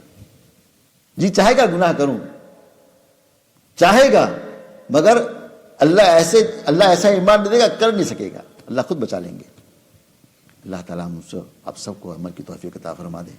بہت اہتمام سے اپنی زندگی کا جائزہ لو، راتوں کو تنہائی میں سونے سے پہلے مراقبہ کرو، میں نے آج دن کیسے گزارا، کتنے میں نے گناہ کیے، کتنی میں نے عبادتیں کی ہے، عبادت ہو گئی ہے، جان کتنا تھا، خشوع و خضوع کتنا تھا، میرے نمازوں میں جان کتنی تھی، نہیں تھی، کل میں اس سے اعلیٰ نماز پڑھوں گا انشاءاللہ۔ آج میں نے ذکر کیا تھا، نہیں کیا، کل ذکر کروں گا۔ ذکر ہوا ہے آج دھیان کے ساتھ کہ نہیں ہے، کل دھیان کے ساتھ کروں گا۔ روزانہ رات کو زندگی کا جائزہ لو، یہ ہماری زندگی کا مقصد ہے، آخرت مقصد ہے، دنیا ضرورت ہے، اس کو بھی کرنا ہے، مگر مقصد کو بھول کے نہیں۔ تو ہر وقت ہمارے سامنے اللہ ہو، اللہ سے مانگو۔ جمعہ کو میں بیان کیا تھا میں نے کہ اصلاح تو اللہ ہی فرمائیں گے، کسی کے بس میں نہیں۔ ولولا فضل اللہ علیکم ورحمتہ ما زکا من، آیت غلط پڑھنا اصلاح کر دینا، ما زکا منکم من احد ابدا۔ اللہ کا فضل اور رحمت نہ ہو تم میں سے کسی کا تزکیہ ہو نہیں سکتا ذرہ برابر۔ ذات اللہ بس، اصلاح کرنے والا صرف اللہ کی ذات ہے بس۔ اس لیے ہمیں دعا سکھائی گئی، مسلم شریف کی روایت ہے، کیا دعا سکھائی گئی؟ رب آتی نفسی تقواہا وزکیہا انت خیر من زکاہا۔ اللہ میں تقوی نصیب فرما، ہمارا تزکیہ بھی فرما، سب سے بہتر تزکیہ کرنے والا آپ ہی ہے، انسان میں کچھ نہیں ہے۔ تو اپنے آپ کو اللہ کی طرف جھکا دو، روزانہ اہتمام سے مراقبہ کرو، اہتمام کرو، راتوں کو دعاؤں کا اہتمام کرو۔ اللہ تعالیٰ مجھے آپ سب کو عمل کی توفیق عطا فرما دے۔ بسم اللہ الرحمن الرحیم، اللہم لک الحمد کلہ ولک الشکر کلہ، اللہم لک الحمد کما صلی علی محمد کما هو اہلہ وافعل منا ما انت اہلہ، انت اہل التقوى واہل المغفرہ۔ ربنا ظلمنا انفسنا وإن لم تغفر لنا وترحمنا لنكونن من الخاسرين، لا الہ الا انت سبحانک انا كنا من الظالمین۔ اے اللہ زندگی غفلتوں میں گزر گئی، اپنے دریائے رحمت سے معاف کر دیجیے، ہدایت نصیب فرمائیے، ہماری اصلاح فرمائیے، ہمارا تزکیہ فرمائیے، ہم سے راضی ہو جائیے۔ اللہ ہماری اولادوں کو ہدایت نصیب فرما، پورے عالم کے انسانوں کو ہدایت نصیب فرما، غیر مسلموں کو ہدایت نصیب فرما، اپنوں کو ہدایت نصیب فرما، ہدایت کی ہوائیں چلا دیجیے۔ اللہ ہمارا تزکیہ فرما دیجئے، راضی ہو جائیے اور رضامندی والے اعمال کی توفیق مرحمت فرما دیجئے، ناراضگی والے اعمال سے حفاظت فرما دیجئے، ہمارے اس مجلس کو بے انتہا قبول فرما، ہمارے تزکیے کا ذریعہ بنا، ہماری اصلاح کا ذریعہ بنا، حسن خاتمہ کا ذریعہ بنا، غفلت سے نکلنے کا ذریعہ بنا، اپنی محبت و معرفت کا ذریعہ بنا، احسان کی شکل آنے کا ذریعہ بنا دے، اللہ غفلت سے ختم ہونے کا ذریعہ بنا دیجئے، اے اللہ ہم سب کو قبول فرما دیجئے، ہمیں محروم نہ فرمائیے، ہمیں محروم نہ فرمائیے، سنتوں کا اتباع نصیب فرما دیجئے، جب تک زندگی مقدر ہے، کامل ایمان، کامل تقوی، کامل سنت کے ساتھ جینا مقدر فرما، اپنے وقت پر حسن خاتمہ نصیب فرما، برے خاتمے سے ہماری حفاظت فرما، کامل تقوی، کامل ایمان پر مرنا مقدر فرما دیجئے، موت اور موت کے بعد کی ہر منزل کو بے انتہا آسان فرما دیجئے، ہماری موت کو اور موت کے بعد کی منزلوں کو ذریعہ عبرت نہ بنائیے، ذریعہ ہدایت بنا دیجئے۔ اللہ حضرت نبی پاک صلی اللہ علیہ وسلم اور تیرے نیک سارے بندوں نے جتنی خیر کی دعائیں مانگی ہے، تمام خیر و بھلائیاں ہم سب کے لیے مقدر فرما دیجئے، جتنی شروع سے پناہ چاہیے پناہ نصیب فرما دیجئے، جو مانگا وہ بھی عطا فرمائیے، نہ مانگ سکے وہ بھی عطا فرمائیے۔ سبحان ربک رب العزت عما یصفون وسلام علی المرسلین الحمد للہ رب العالمین برحمتک یا ارحم الراحمین۔ ہر جمعہ کو آؤ بھائی، ہمیں بھی فائدہ ہوگا، آپ کو بھی فائدہ ہوگا انشاءاللہ، اپنے ساتھیوں کو بھی لاؤ، تشکیل کرو، ہماری تھوڑی تشکیل سے کوئی آدمی کی زندگی بن گئی، کسی آدمی کو اللہ کے معرفت حاصل ہو گئی، ہمارا بیڑا پار ہے انشاءاللہ۔ سبحان اللہ وبحمدہ، سبحانک اللہ، اشہد ان لا الہ الا انت، استغفرک و اتوب الیک۔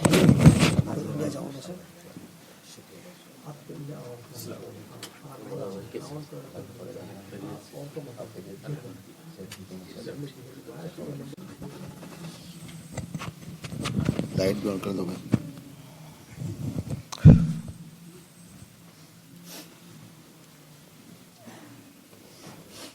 اللہ اکبر۔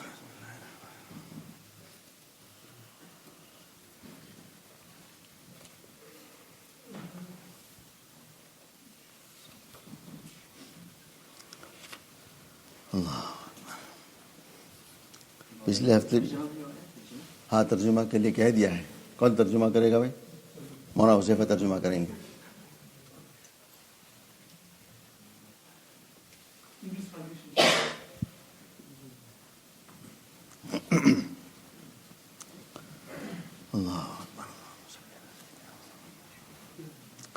بسم اللہ الرحمن الرحیم۔ پچھلے ہفتے ایک حدیث پڑھی تھی ذکر کے بارے میں، ایک اور حدیث سن لو۔ نبی کریم صلی اللہ علیہ وسلم ایک مرتبہ صحابہ کی جماعت کے پاس تشریف لے گئے اور دریافت فرمایا کس بات نے تم لوگوں کو یہاں بٹھایا ہے؟ صحابہ کرام بیٹھے ہوئے تھے اجتماعی سب مل کر۔ عرض کیا کہ ہم اس مجلس میں بیٹھ کر اللہ جل شانہ کا ذکر کرتے ہیں اور اس کی حمد و ثنا کرتے ہیں۔ تو آپ صلی اللہ علیہ وسلم نے ارشاد فرمایا جبرائیل امین علیہ السلام میرے پاس ابھی آئے تھے اور یہ خبر سنا کے گئے کہ اللہ جل شانہ تم لوگوں کی وجہ سے ملائکہ پر فخر فرما رہے ہیں۔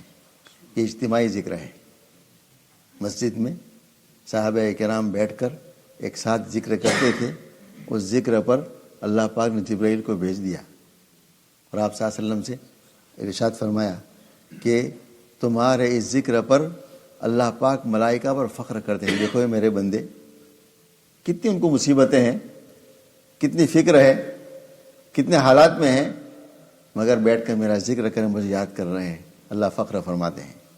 تو اجتماعی ذکر بھی حدیث سے ثابت ہے۔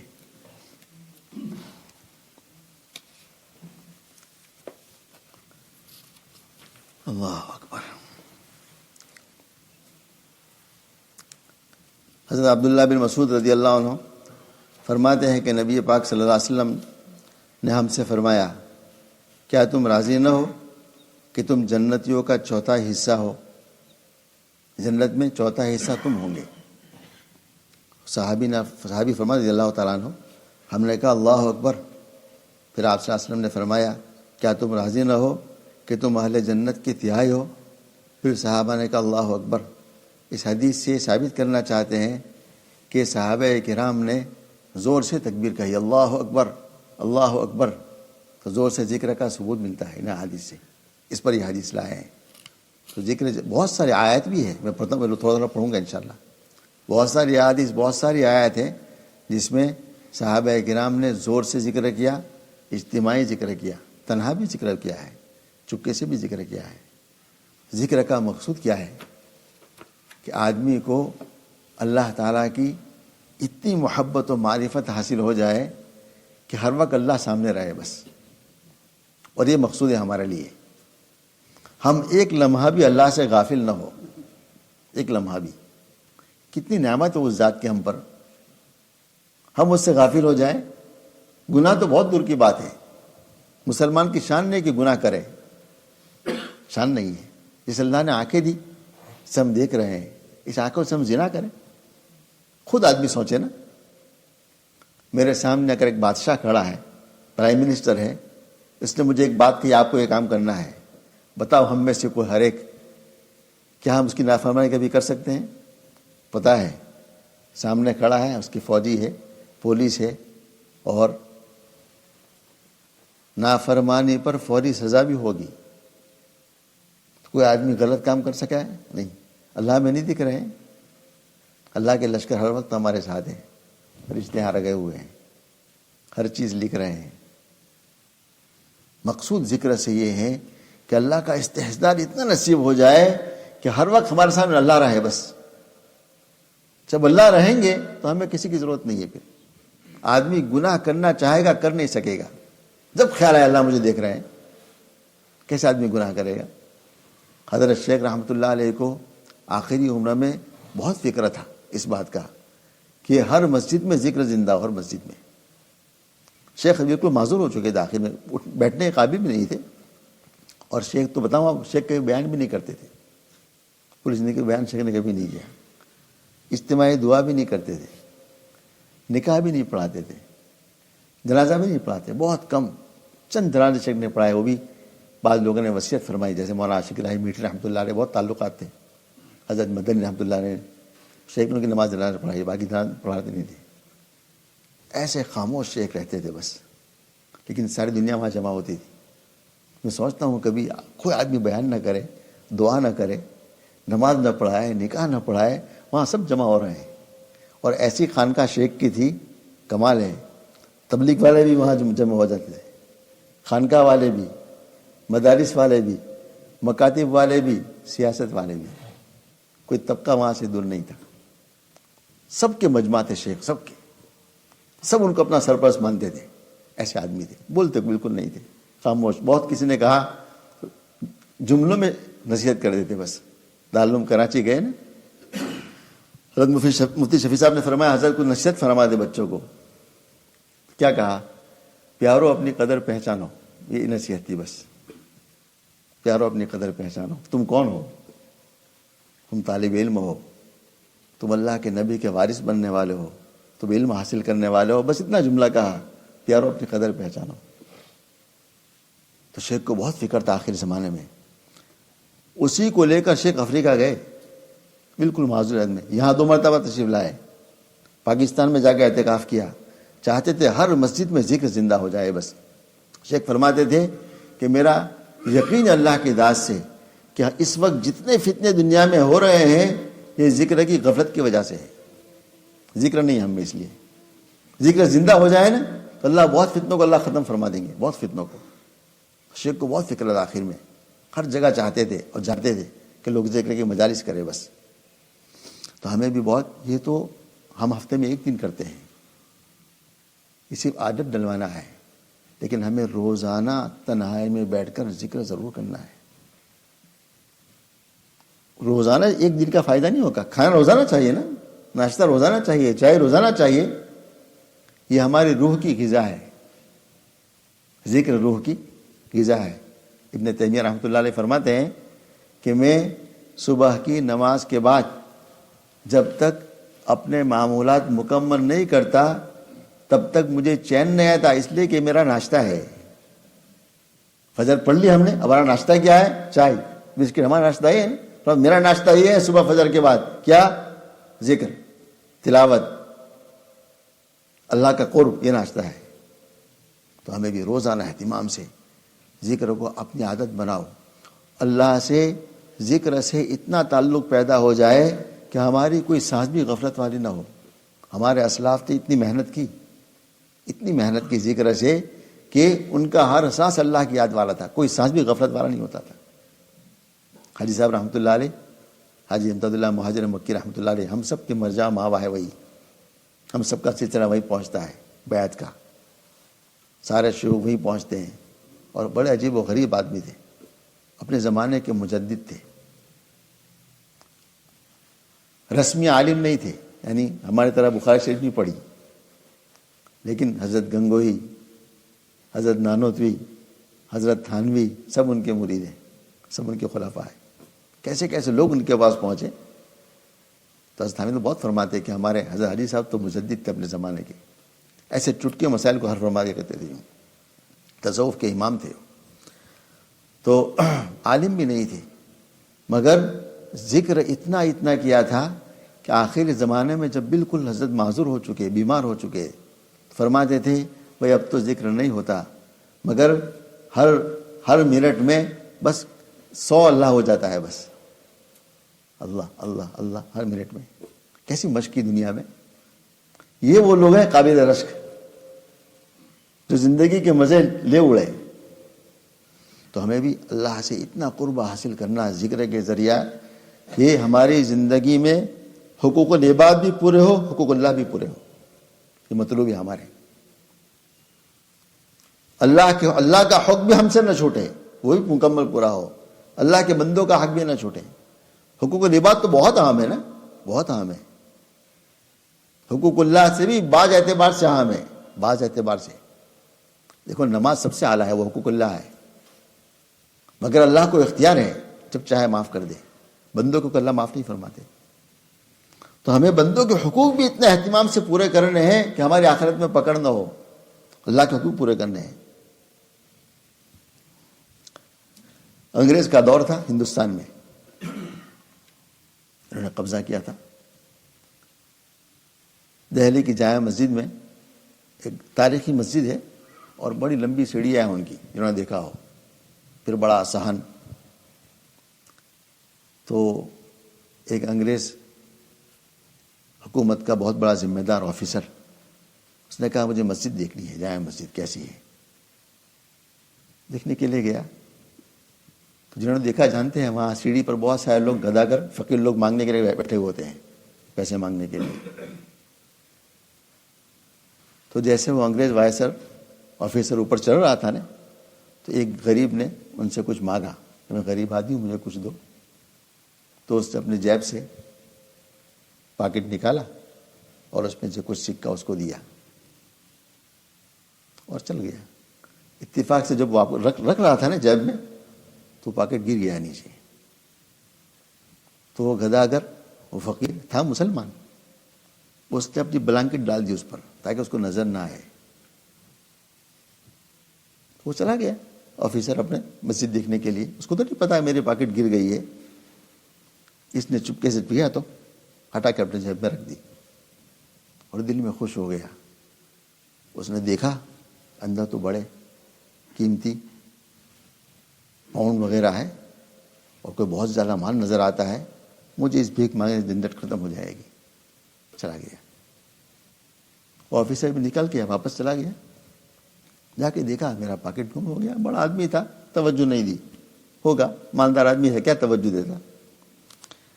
ایک ہفتہ گزرا. اس کی بیوی نے کہا مجھے یہ مسجد دکھاؤ. تو وہاں تو عورتیں بھی آتی ہیں زیارت دیکھنے کے لیے مسجد کو.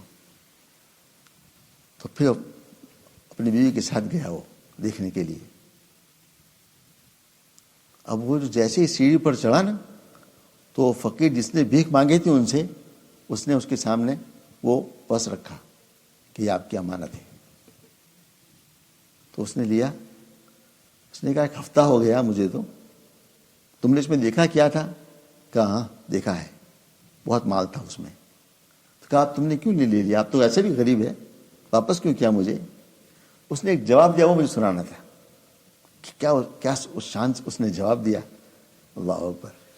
کہنے لگے دیکھو میں غریب آدمی ہوں اور میں نے دیکھا کہ اس میں پیسے بہت ہیں، مجھے بہت کام آ جاتے ہیں، مگر میرے دل میں ایک خیال آیا کہ تم عیسائی ہو، عیسیٰ علیہ السلام کے ماننے والے ہو، اور میں مسلمان ہوں، آپ صلی اللہ علیہ وسلم کا امتی ہوں، یہ حق میرا آپ پر رہ گیا، حقوق العباد کی بات کر رہا تھا، یہاں سے یاد آیا مجھے، یہ حق میرا آپ پر رہ گیا، قیامت میں اللہ پاک نے کل مجھے پوچھ لیا کہ اے حضور صلی اللہ علیہ وسلم کے امتی، تو نے عیسیٰ علیہ السلام کے امتی کا ایک پرس چوری کیا تھا نے، آج اس کا بدلہ چکانا ہے، اور دونوں نبی بھی ساتھ کھڑے ہوں گے۔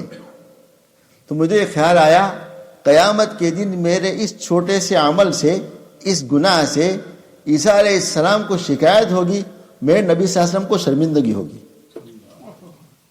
میں نہیں چاہتا قیامت کے نبی صلی اللہ علیہ وسلم میرے شرمندگی ہو، اس لیے میں آپ کا پیسہ واپس کر رہا ہوں۔ کیا جملہ تھا اس کا، اس میں ہمارے بہت بڑا سبق ہے۔ ہم کتنے کام ایسے کرتے ہیں کہ ہمارے نبی صلی اللہ علیہ وسلم کو شاید جھکنا پڑے ہمارے لیے۔ آپ کا درجہ بہت بلند ہے، لیکن آپ کو بہت غم ہے نا امت کا، وہاں بھی کتنے غمگین ہوں گے۔ آج ہمارا چونکہ ہمارا قلب نہیں بدلا، سچی بات یہ ہے، ہمیں ظاہری اعمال اور جو ہے بہت اللہ کا غنی، اس کو بھی اللہ کا شکر مانو۔ اللہ ہمیں نماز پڑھنے کی توفیق دے، تلاوت کی، نوافل کی، سب اللہ کا شکر احسان ہے، مگر سب کا مطلوب کیا ہے؟ دل کا اتنا تزکیہ ہو جائے، ہمارے دل سے غیر نکل جائے، گناہ ختم ہو جائے، کوئی گناہ ہم میں نہ رہے، کسی کا حق ہم پر نہ رہے، اپنا حق معاف کر دو، کوئی بات نہیں، مجھے کسی نے ستایا ہے، اللہ کے لیے معاف ہے، غیبت کی میری، اللہ کے لیے معاف ہے، میرا مال کھایا، اللہ کے لیے معاف ہے، کوئی بات نہیں۔ آپ صلی اللہ علیہ وسلم کا ایک امتی، ایک مسلمان میری وجہ سے کیوں جہنم میں جائے؟ معاف کر دو دل سے، کوئی بات نہیں، اللہ ہمیں بہت دے گا اس کے بدلے میں انشاءاللہ، اللہ ضائع نہیں کرے گا۔ اللہ تو ہم سے بڑے سخی ہے نا، جب اللہ دیکھے کہ میرا ایک بندہ اتنی سخاوت کر رہا ہے، اپنا مال اللہ کے لیے قربان کر رہا ہے، اپنا حق معاف کر رہا ہے، تو میں تو بہت غنی ہوں، میں اس کو سب حق معاف کرتا ہوں، کہ اللہ ہمیں کیا درجات دے دیں گے، ضائع اللہ نہیں فرمائیں گے۔ تو دیکھو ایک ایسا جملہ تھا، اس جملے نے اس انگریز آفیسر کو مجبور کر دیا سوچنے پر کہ یہ ایک ادنا مسلمان، غریب مسلمان کیا جملہ کہہ رہا ہے آخرت کے بارے میں، اس کو کیا استحضار ہے۔ یقین مانو اس کے دل میں چوٹ نہیں لگی ہوگی۔ آگے کا واقعہ مجھے نہیں پتا کیا ہوا، آگے وہ اسلام لایا کہ نہیں مجھے نہیں پتا، اتنا ہی ہم نے پڑھا بس۔ تو ہمیں میرے دوستو اللہ کے ذکر سے کیا مطلوب ہے؟ اتنا اللہ کے ذکر سے مطلوب ہونا چاہیے، ہمارے دل میں اللہ کی اتنی محبت، معرفت اللہ کی پیدا ہو جائے کہ ہر وقت ہمارے سامنے اللہ پاک رہے، ہر وقت بس ہم کوئی صغیرہ گناہ بھی نہ کرے، کبیرہ تو بہت بڑی بات ہے، صغیرہ بھی نہ کرے، ہو جائے تو انسان ہے نا، اللہ نے پھر راستہ رکھا ہے، فوراً توبہ کر لو، بس فوراً توبہ کر لو۔ انسان گناہ کرتے کرتے تھک جائے گا، توبہ کرتے کرتے تھک جائے گا، اللہ پاک معاف کرتے نہیں تھکیں گے۔ آج میں نے جمعہ میں بھی عرض کیا تھا، کسی شاعر نے کیسی پیاری بات کی ہے کہ اللہ کے دربار میں نا امیدی ہے ہی نہیں، نا امیدی وہاں نہیں ہے۔ درگہ ماں درگہ نا امیدی نیست، گر صد بار توبہ شکستی بازا۔ اے بندے تو نے اگر 100 بار توبہ توڑ دی ہے، پھر آ جا، پھر ہم معاف کر دیں گے، ہمارے دربار میں نا امیدی نہیں ہے۔ تو گناہ ہو جائے فوراً معافی مانگ لو، کرنا نہیں ہے۔ آج ہم گناہ کرتے ہیں، ہم سے ہو نہیں جائے، ہم گناہ کرتے ہیں جان بوجھ کر۔ حضرت اللہ کے آدمی نے لکھا کہ حضرت آنکھوں کا زنا ہو جاتا ہے اور بہت چاہتا ہوں مگر بے اختیار ہو جاتا ہے۔ حضرت نے لکھا کیوں جھوٹ بولتے ہو، لکھا خط میں کیوں جھوٹ بولتے ہو، کہو با اختیار کرتا ہوں، بے اختیار نہیں ہوتا۔ اللہ نے مکلف نہیں بنایا ہمیں ایسا، اس پر اللہ پاک ہماری پکڑ کرے۔ تم اللہ نے حکم دیا ہے آنکھوں کو جھکاؤ، تم خود نہیں جھکاتے، پھر کہتے ہو جاتا ہے، نہیں تم خود کرتے ہو، اس سے توبہ کرو۔ کہا حضرت علاج کیا ہے؟ کہا دو علاج ہے، ہمت، پہلا کام ہمت، دوسرا عذاب کا استحضار۔ اللہ پاک ان آنکھوں میں شیشہ پگھلائیں گے جو آنکھیں زنا کرتی ہے، یہ استحضار رکھو کہ مجھے آخرت میں کیا بھگتنا پڑے گا. دو کام ہیں، ہمت اور آخرت کے عذاب کا استحضار. اللہ پاک جھکا دیں گے. یہ ہمارا مقصود ہے یہاں بیٹھنے سے. ہم سب بولنے والا بھی محتاج، سننے والا بھی محتاج، ہم سب تزکیے کے محتاج ہیں. آج اس وقت ہم سب رسمی مسلمان ہیں. سچی بات یہ رسمی مسلمان ہیں. ہمارے دل سے حسد نہیں جا رہا، کینہ نہیں نکل رہا، بوجھ نہیں نکل رہا، غیبت نہیں نکل رہی ہے. کیوں؟ ہمارا تزکیہ نہیں ہے، ہمیں اللہ کا استحضار نہیں ہے، ہمارے دل میں آخرت کا شوق نہیں ہے. ہمارا دل گندگی میں بھرا ہوا ہے. اس دل میں حسد، بغض، کینہ. جنت پاکیزہ جگہ ہے، گندا دل جنت میں نہیں جا سکتا. اللہ کا نظام ہے. اللہ اس دل کو پہلے ڈالیں گے جہنم میں، پہلے اس کو اللہ صاف کریں گے، پاکیزہ کریں گے. چونکہ جنت پاکیزہ ہے تو وہاں پاکیزہ آدمی جائے گا. ہمیں یہاں پہ اپنے آپ کو پاکیزہ بنا لینا ہے. اللہ نے وقت دیا ہے اور موت تک کا وقت ہے. موت تک کا وقت، ہر وقت. عبداللہ تستری رحمۃ اللہ علیہ کا مقول میں نے کہیں پڑھا، احیاء العلوم میں لکھا ہے کہیں، فرماتے ہیں کہ کامل ایمان کے لیے چند باتیں ضروری ہیں، اس کے بغیر ایمان کامل نہیں ہوتا، اور بغیر کمالیت کے جنت میں نہیں ملتی. پہلی بات کیا فرمائی؟ فرائض کا اہتمام سنن کے ساتھ. روزہ رکھتا ہے آدمی، فرض ہے، آداب کا بھی اہتمام کرے. نماز پڑھتا ہے، فرض پڑھنی ہے، سنن کا بھی اہتمام کرے. ہم تو نماز میں بھی سنت کا اہتمام نہیں کرتے. کیا ہماری زندگی بن گئی ہے؟ نماز پڑھ لیں، سنت کا اہتمام نہیں، نماز میں بھی نہیں. تو فرماتے ہیں فرائض کا اہتمام ہو سنت کے ساتھ، ہر گناہوں سے بچنے کا اہتمام ہو اللہ کے استحضار کے ساتھ. کوئی گناہ نہیں کرنا ہے، حرام روزی سے مکمل بچنا ہے چاہے ایک لقمہ ہو، اور ان باتوں کا مکمل استحضار رکھنا ہے موت تک. یہ موت تک کے لیے سارے اعمال برابر کرتے رہنے ہیں تاکہ ہمارا خاتمہ بالخیر ہو جائے. بس ہم سب میرے دوستوں محتاج ہیں. اللہ سے خوب مانگنا ہے. یہ کوئی زندگی کھیل نہیں. ایسا نہیں کہ ہم دنیا میں آ گئے، کھا لیا پی لیا، زندگی ختم. نہ، ہمیں اللہ نے خاص مقصد کے لیے بھیجا ہے، آخرت کے لیے. اور اللہ جنت کے درجات ان کو دیں گے جن کا تزکیہ ہوا ہو. سارے وعدے تزکیے پر ہیں، نرے اعمال پر وعدہ کوئی نہیں. اعمال کر لیے، 100 رکعت نفل پڑھ لی کسی نے، 2 غیبتیں کر لی، فائدہ کیا ہوا؟ وہ اعمال تو ختم ہو گئے. تو اعمال رہے کہاں؟ فائدہ کیا ہوا؟ قرآن پورا پڑھ لیا ماشاءاللہ مہینے میں محنت کر کر کے، اول تو ہم پڑھتے نہیں. پڑھ لیا، مہینہ ہوا ہے، قرآن ختم ہوا ہے، 5 غیبتیں بھی کر لی ہے. تو پورا مہینے کا جو ہمارا بہت محنت سے مشقت سے کیا ہوا عمل، سارا کے سارا ضائع ہو گیا. کچھ نہیں رہا، صفر. ہمارے پاس عمل تو رہے ہی نہیں نا. عمل تو ہمارے ہیں مگر سارے برباد ہو کر دیا ہم نے خود غفلت سے. کیوں؟ اللہ کا استحضار نہیں ہے. اللہ کا استحضار نہیں ہے. کیا اللہ ہم سب کو معاف فرما دے. دیندار کہا جانے والا طبقہ بھی بے دینی میں بہت آگے ہو گیا. لوگ ہمیں دیندار سمجھتے ہیں نا، دیندار سمجھ، ہماری داڑھی ہے، نمازی ہے، جماعت کے ساتھ تعلق ہے، خانقاہ میں تعلق ہے. یعنی دیندار سمجھا جانے والا طبقہ بھی بے دینی میں بہت آگے ہو گیا ہے. کوئی ہے مسلمان کہہ سکتا ہے میں غیبت سے پاک ہوں؟ کہہ سکتا ہے؟ ہم یہ مجلس میں کوئی دعویٰ کر سکتا ہے؟ ایک بھی نہیں. کیوں؟ بہت بڑا گناہ، سارے اعمال کو ضائع کرنے والا گناہ. اللہ نے کتنی شدید مذمت اس کی فرمائی، احادیث میں کتنی مذمت فرمائی. الغیبت اشد من الزنا، زنا سے بدترین گناہ. کیوں ہماری زبان نہیں رکتی؟ ہمیں استحضار کیوں نہیں ہوتا؟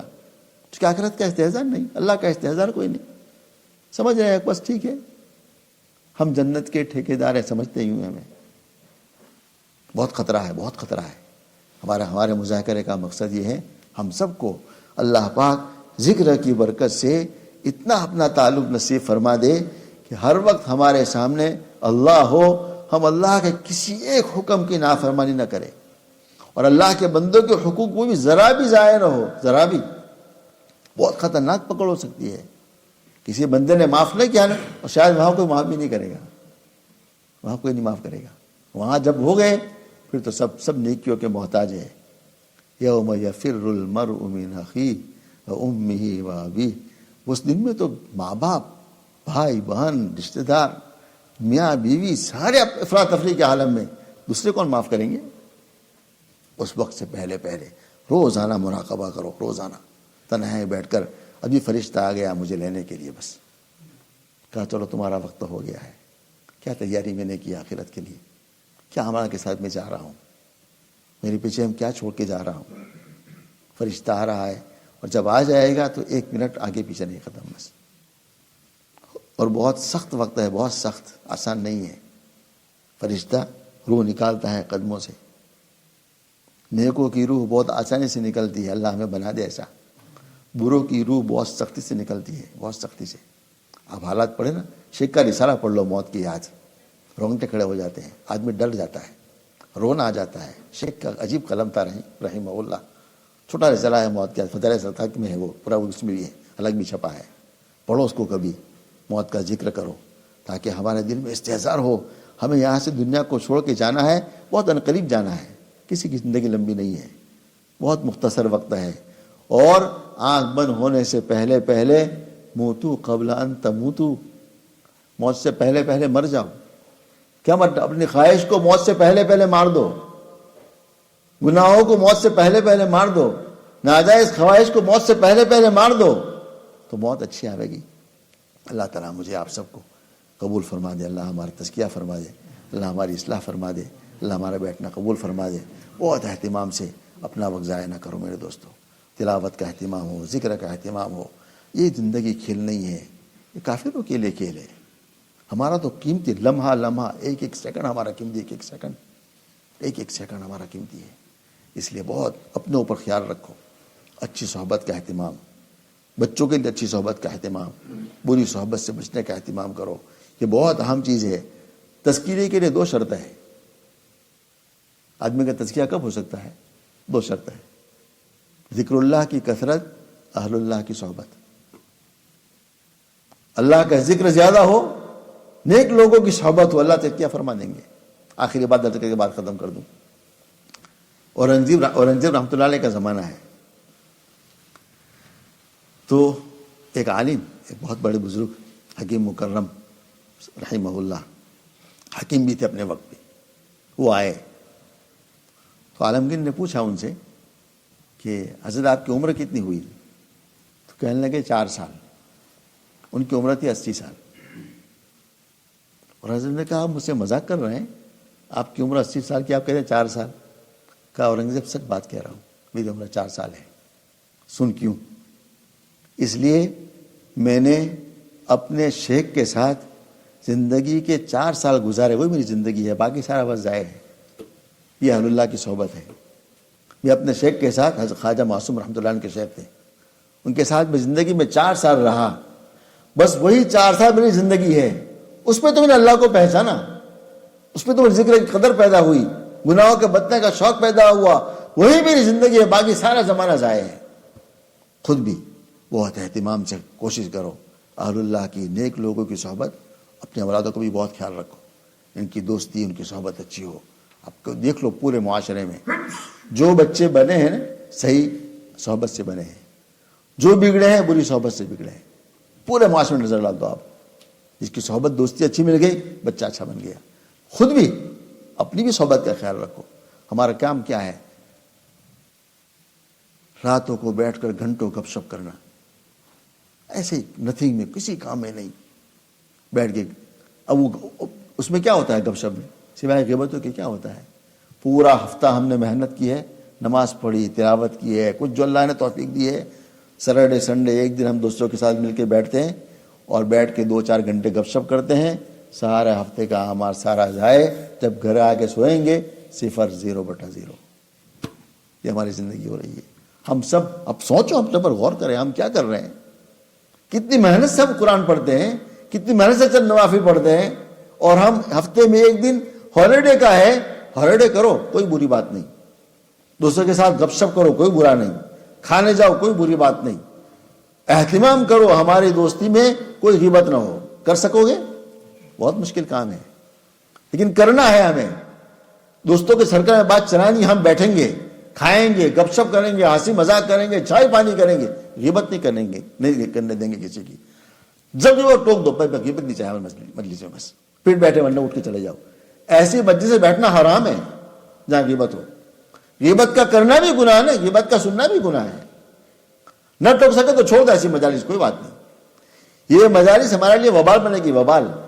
پورے انگلینڈ کا معاشرہ بن چکا ہے سنڈے محفل لگانا چھٹیوں میں, اور محفل میں خوب پورے ہفتے میں جو ہم تھکے ہیں نا, ساری کسر نکال کر پورے ہفتے کا اعمال کو ضائع کر دینا.